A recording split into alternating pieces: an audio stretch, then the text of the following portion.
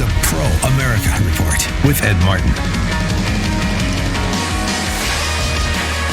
Welcome back. Ed Martin here on the Pro-America Report. My old friend Hal Shurtleff, who is an extraordinary guy, runs Camp Constitution, campconstitution.net. I'm making sure I do it right, Hal. We were just talking off the air. But what I'm most excited about is his new book, which a few months ago he sent me a proof of, and I saw it, and I said, this is fantastic. And it's good timing, I think. It's important timing. And then I emailed him yesterday and said, is the book out? And he said, yes, last week. So here it is. So we need to get him on the show. Hal Shurtleff, the book is The Racist Roots of Planned Parenthood and Its Legacy of Death. Available at campconstitution.net if you go there, or at amazon.com. Welcome back, Hal. How are you? Great. Thanks for having me on. Well, so tell me about this. I mean, you have a lot of tools on your tool belt there, but what made you write this book?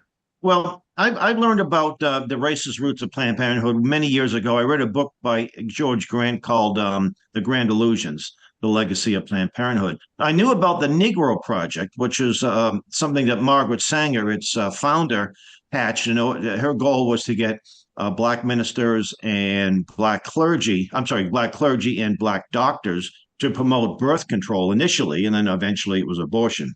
So that was launched in 1939. And I came across a letter that she wrote to a Dr. Clarence Gamble, December 10th, 1939.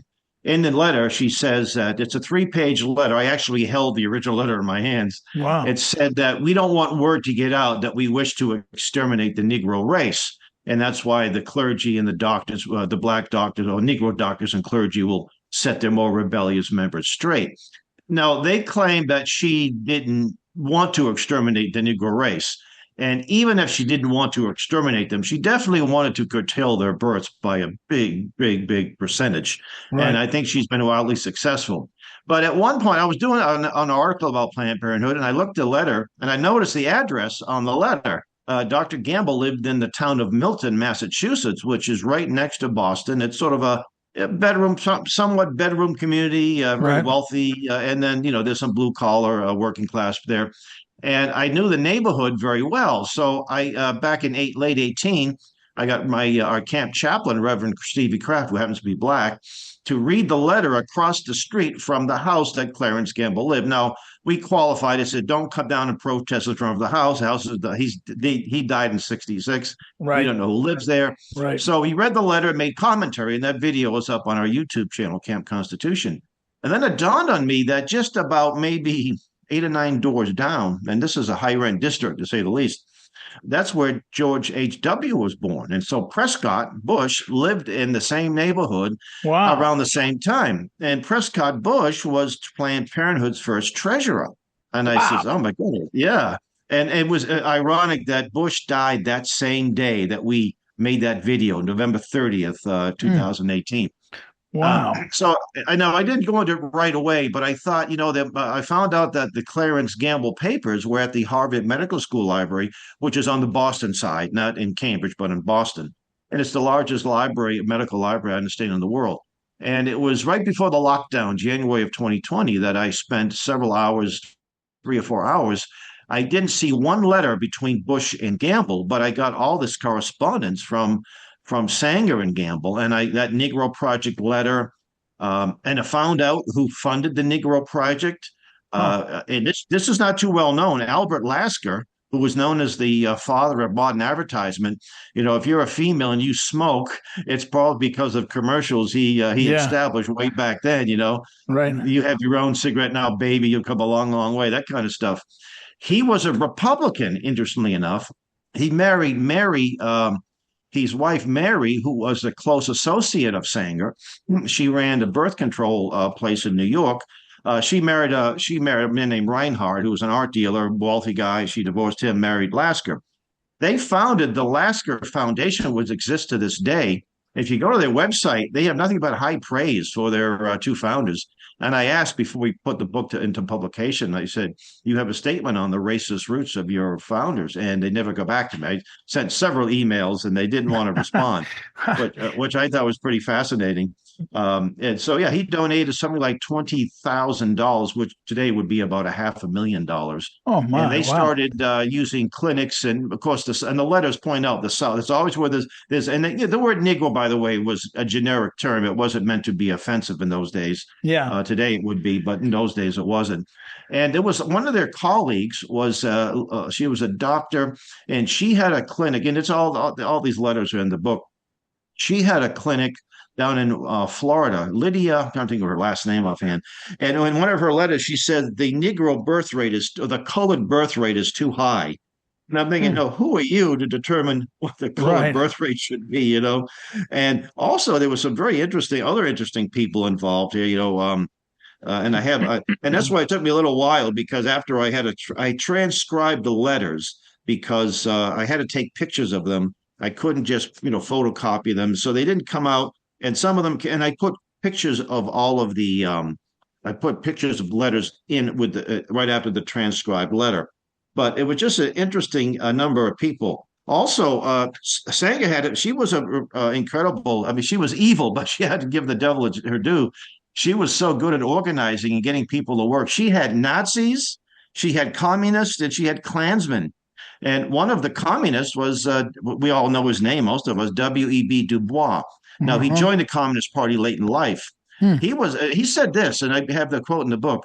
On the other hand, the mass of ignorant Negroes still breed carelessly and disastrously. So the increase among Negroes, even more than the increase among whites, is far from the population least intelligent and fit, and least able to rear their children properly. Now, if a white person say that, you would justifiably say this guy was a flaming racist. But Right. this was Du Bois. Right. And Ernest Rudin, who was the man in charge of the Nazi sterilization program, he was a really close colleague of the whole eugenics movement in the United States. He used to travel the United States regularly and he actually got an award by Hitler. And the only reason why I believe, and other people believe, that he escaped Nuremberg trials is because he had so many close colleagues in the United States and in Yeah. England that it wouldn't be quite an embarrassment. So he just sort of quietly let him go his way. And then I came across something called the Puerto Rican Project, which was something I never heard of before. Right. So, in addition to the Negro Project, were you familiar with the No, Puerto Rican I Project? never heard it. No, until your book. I didn't know until I saw your Yeah, book. and so now Gamble, his big thing. By the way, Gamble was the grandson of one of the founders of Procter and Gamble, so he was an heir to their fortune. Hmm. His specialty was abortifacients, spongers, Duraflow, the things that they were using, to prevent births back in the 20s, 30s, and then the pill. And it was a man named John Rock. He was supposed to be. He's a good Catholic boy. John Rock, and a colleague of his. He was from Brookline, Massachusetts, where Michael Dukakis is from. Right. And so they used to use they use some of their patients, and then they use mental patients in Belmont, Massachusetts, the Wow. McLean Hospital. And then they said, "Now we're gonna go to Puerto Rico. Puerto Rico is very lax when it comes to birth control, and they use about 1,500 women in a very poor town. I forget the name of the town. It's in the book here. Uh-huh. And some of the women died, not many, several died. Some had blood clots, and then a fine is okay. Now we can market it, and it was put on the market. I also have something that might disturb some of our friends. It is a speech given by Martin Luther King. He was the first recipient of the Margaret Sanger Award. He and Lyndon Baines Johnson.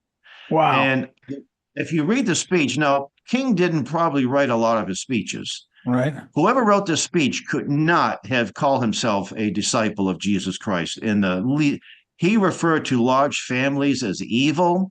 He Huh. compared what he was doing and Sanger, that they were basically on the same page. He said, she got arrested. She did a lot of. She was arrested, as you probably Hmm. know, Yeah. for Yeah. doing what she was doing. She had to flee to England for a while, and she came back and she got a slap on the wrist, I think.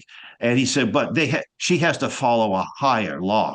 He's trying to refer to God, Wow. Wow. I said, now, my goodness. Hal, unfortunately, Hal, amazingly, we're out of time. Now, campconstitution.net was where you can get the book. This is what you just heard as Hal spoke.